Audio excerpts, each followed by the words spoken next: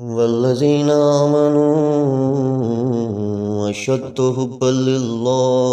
اعوذ باللہ من الشیطان الرجیم، بسم اللہ الرحمن الرحیم۔ آمنت باللہ ورسولہ هو الاول والآخر والظاہر والباطن وهو علی کل شیء علیم۔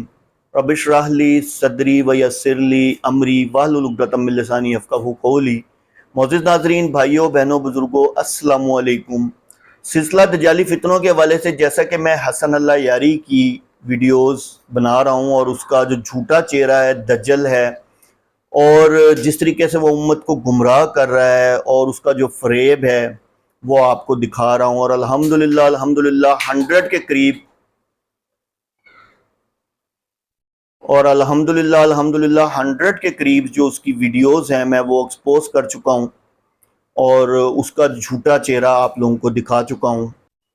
تو اس کی 100 کے قریب ویڈیوز جو ہیں میں ایکسپوز کر چکا ہوں، اور اس کا جھوٹ اور دجل ہے وہ آپ کو دکھا چکا ہوں۔ تو میں نے آپ کو جیسا کہ بتایا تھا کہ یہ لوگ کہتے ہیں کہ جو ہماری بکس ہیں، حسن اللہ یاری کی میں ہر دفعہ ویڈیو سامنے لگاتا ہوں، یہ کہتا ہے کہ ہماری جو 11 اماموں کی کتابیں ہیں اور ان کی جو روایات ہیں، کتابیں کیا روایات جو ہیں، وہ نعوذ باللہ معاذ اللہ قرآن کی طرح وحی کا درجہ رکھتی ہیں۔ نعوذ باللہ معاذ اللہ، نعوذ باللہ معاذ اللہ۔ پہلے تو آپ ایک ویسے ہی جھوٹ پہ کھڑے ہیں امامت کے حوالے سے، ٹھیک ہے، جس کا قرآن سے کوئی وجود ہی نہیں ہے، امامت کا سلسلہ ہی نہیں ہے۔ خیر، دوسرا آپ کی جو کتابیں، آپ ان کو وحی کا درجہ دے دیا اٹھا کے۔ یار کتنے مطلب نعوذ باللہ معاذ اللہ منہ دکھتا نہیں ہے اس طرح کی باتیں کرتے ہوئے؟ یار یہ حسن اللہ یاری کتنا غلیظ ترین انسان ہے کہ نعوذ باللہ عام مین میڈ بکس کو، جو کلینی جیسے دجالوں نے لکھی ہے، جس نے اس کے اندر صرف من گھڑت جھوٹ ہی جھوٹ جو منہ میں آیا لکھ دیا۔ ہر دفعہ بتاتا ہوں آپ کو، حضرت امام جعفر رحمۃ اللہ علیہ سے اس نے منقول کیا کہ جی غیر مسلم عورت کی شرم کا دیکھنا جو ہے جائز ہے۔ میں نے ویڈیو بنائی ہے، لنک دے سکتا ہوں آپ کو، آپ میری پلے لسٹ میں دیکھ لیں۔ پھر منقول کیا کہ روزے کی حالت میں دوبر سے یعنی کہ پیچھے سے سیکس کرنا جائز ہے، ویڈیو بنا چکا ہوں۔ پھر متا کے حوالے سے، پھر اتنی دفعہ ان کو ایکسپوز کر چکا ہوں، اس کلینی دجال جس نے یہ کتاب اصول کافی لکھی ہے، جس کو یہ کہتا ہے ہماری سب سے معتبر کتاب ہے، اور یقین کریں یہ اصول کافی نہیں ہے، یہ من گھڑت فضول کافی ہے۔ پتہ نہیں کہاں بیٹھا لکھتا رہا ہے، واش روموں میں چھپ کے لکھتا رہا ہے، پتہ نہیں کہاں لکھتا رہا ہے، بہتان پہ بہتان، بہتان پہ بہتان۔ اور نام کن کے لیے ہوئے ہیں؟ سو کالڈ، یعنی کہ جن کو آپ دیکھیں، آپ جن کو پریسٹیج دیتے ہیں، آپ کا تو عقیدہ ہے نا، آپ پریسٹیج دیتے ہیں کہ آپ کے 11 امام ہیں، 12ویں آپ کے جی محمد زمانہ جو کہ غائب ہوئے ہیں، جو کہ یعنی کہ ابھی آئے نہیں ہیں، غار میں چھپے ہیں، جو بھی آپ کا عقیدہ ہے، تو آپ اپنے اماموں پہ ہی بہتان لگاتے ہیں۔ یہ تو ان کی کتابوں کا حال ہے۔ تو اسی سلسلے میں آج ایک اور وحی لے کے آپ کی خدمت میں حاضر، کیونکہ یہ وحی کہتا ہے ان کی روایات کو۔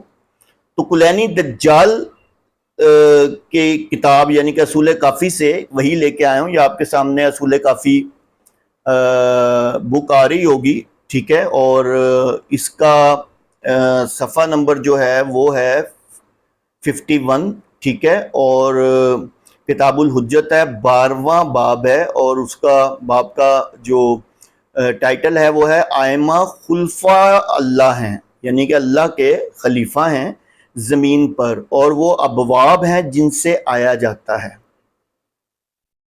یعنی کہ یہ وہ دروازے ہیں جن سے آیا جاتا ہے، یعنی کہ ان کے تھرو ہی آپ کو سب کچھ ملے گا، اس کے علاوہ آپ کو کچھ نہیں ملے گا بقول۔ اس کی روایت نمبر 3 ہے جی، اور اس میں راوی کہتا ہے کہ میں نے امام جعفر صادق، یہ آپ کے سامنے آ رہی ہوگی عربی، ٹھیک ہے، اس کا ترجمہ بھی آ رہا ہوگا۔ میں نے امام جعفر صادق رحمت اللہ علیہ سے اس آیت کے بارے میں پوچھا۔ اب یہاں ایک قرآن کی آیت ہے جو کہ سورہ نور کی آیت نمبر 55 ہے، ٹھیک ہے۔ اب یہاں اس کی وہ تشریح بتا رہے ہیں کہ جب ہم نے اپنے امام سے پوچھا تو انہوں نے بتایا کہ اللہ نے وعدہ کیا ہے ان لوگوں سے جو تم میں سے ایمان لائے اور عمل صالح کیے ہیں کہ وہ ان کو روئے زمین میں اسی طرح خلیفہ بنائے گا، اسی طرح خلیفہ بنائے گا جس طرح پہلے خلیفہ بنایا گیا۔ اور وہ کون ہے؟ ٹھیک ہے، اور وہ کون ہے؟ اور پھر آگے کہا انہوں نے کالا ہم الائمہ، اور وہ سب ائمہ ہیں۔ یعنی کہ کن کو خلیفہ اللہ نے بنایا؟ کہ بقول ان کے اللہ ان کو خلیفہ بناتا ہے جو نیک عمل کرتے ہیں اور صالح عمل کرتے ہیں، ان کو اللہ خلیفہ بناتا ہے، ٹھیک ہے، جس طرح پہلے جو لوگ آئے تھے ان کو اللہ نے خلیفہ بنایا، ٹھیک ہے، اور وہ ائمہ ہیں، یعنی کہ وہ امام ہیں۔ اور انہوں نے تو چونکہ میں نے آپ کو بتایا نا، ایک اور بھی بڑی غلط عادت ہے ان کی۔ دیکھیں، ایک پہلی بات تو جب قرآن کو ماننا ہی نہیں، جب قرآن کو ماننا ہی نہیں تو اس کا جو مرضی تعویلیں نکالو، جو مرضی اس کی وہ باتیں نکالو، ٹھیک ہے نا، اس میں تعریفیں کرو، کیا فرق پڑتا ہے؟ اگر آپ کے لیے قرآن اہمیت رکھتا ہوتا تو آپ کیا اس طرح قرآن میں تعریف کرتے، اپنی مرضی سے آپ اس کے مطلب نکالتے اور اس طرح منقول کرتے اماموں سے؟ اور پھر اتنی آیت لمبی ہے، اس کی 2 لائنیں لی اور سارا مطلب نکال کے سائڈ پہ کر دی۔ اب آپ یہ دیکھیں، یہ آپ کے سامنے سورہ نور کی آیت نمبر 55 آ رہی ہے، وَعَدَ اللَّهُ الَّذِينَ آمَنُوا مِنْكُمْ وَعَمِلُوا الصَّالِحَاتِ لَيَسْتَخْلِفَنَّهُمْ فِي الْأَرْضِ كَمَا اسْتَخْلَفَ الَّذِينَ مِنْ قَبْلِهِمْ۔ یہاں تک انہوں نے یہ آیت پڑھی ہے، اور اس کا ترجمہ یہ ہے کہ اور اللہ کا وعدہ ان لوگوں کے ساتھ جو ایمان لائے، منکم تم میں سے، وعملوا الصالحات اور نیک عمل کیے، لَيَسْتَخْلِفَنَّهُمْ ضرور اللہ تمہیں زمین میں خلافت دے گا، فی الارض زمین پہ غلبہ دے گا، کما استخلف الذین جس طرح اللہ نے خلافت دی ان لوگوں کو جو من قبلہم تم سے پہلے تھے۔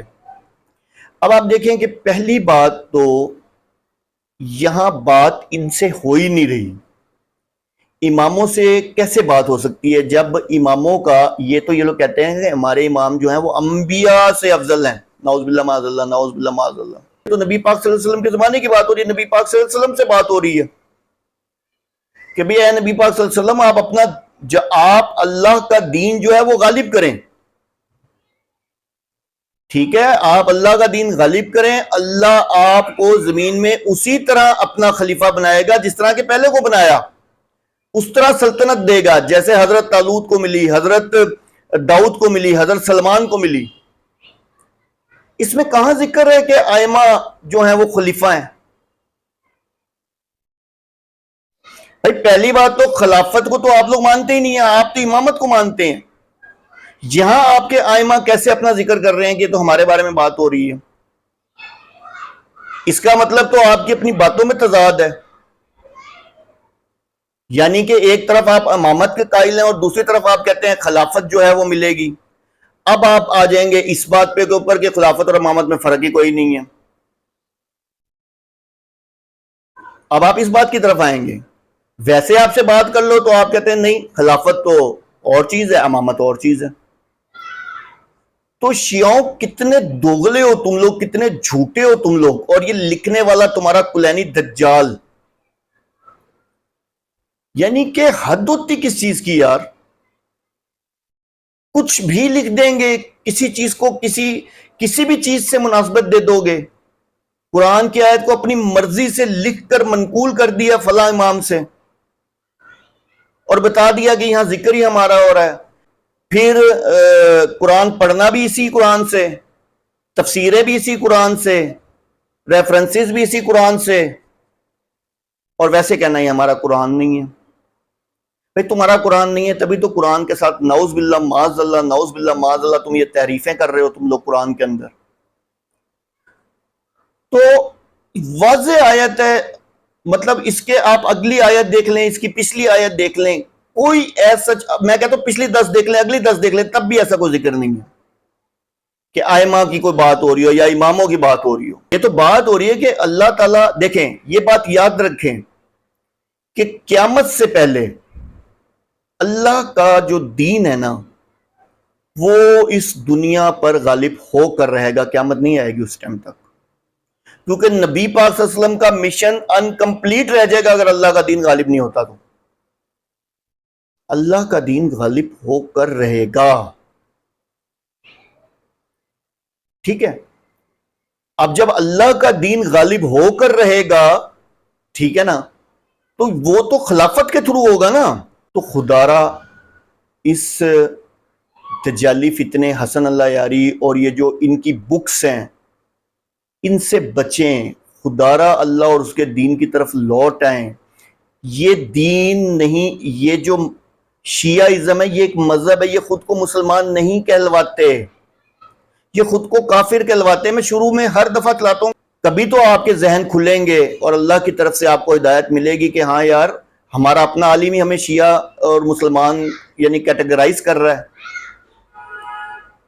خدا را لوٹ آئیں، یہ شیعہ ایک مذہب ہے اور ایک جھوٹا مذہب ہے جس کا کوئی وجود نہیں ہے، یہ عبداللہ ابن سبا کی پیداوار ہے۔ نہ مانے، آپ نہیں مانتے، آپ ہی کی کتابیں کہتی ہیں۔